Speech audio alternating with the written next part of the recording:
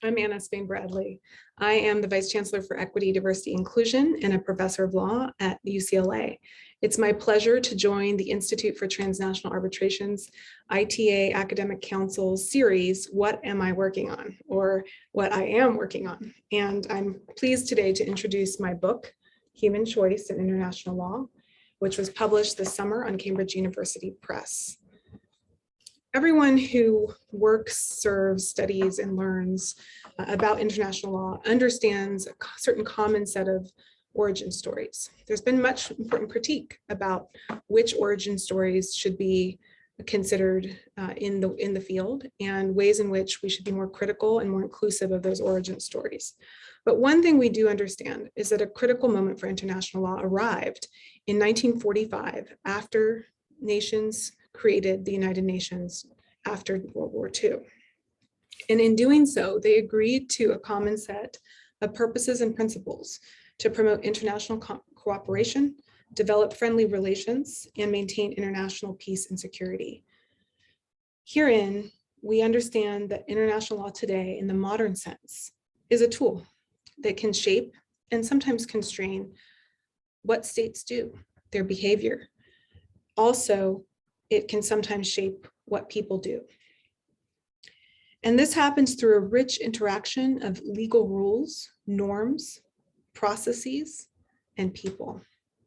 It is this last function, the function through which international law and people, you, me, us, are engaged in a dance by which it's not just the law that shapes people, it's people who shape the law. The core of my book talks about these interactions.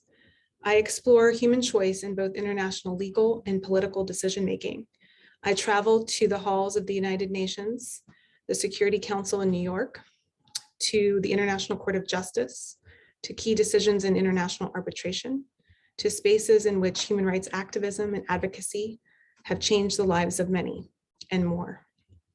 I was blessed to interview a number of key decision makers in every area of these parts, and learn from people who were in the room, involved in making critical choices, assessments, judgments, determinations, often during times of hardship and crisis, that would shape what international law is and how we understand it today. For example, when we turn to the International Court of Justice critical decisions on the legality of nuclear weapons, or if we look and understand the decisions that have led to the development of the crime of genocide under international law. If we travel to places where people through migration, running from hard times, look to international law to help them ascertain places where they can be safe and more. In each of these places and spaces, there is one thing that remains constant for all the variety, diversity, and variation in international law, and that is us.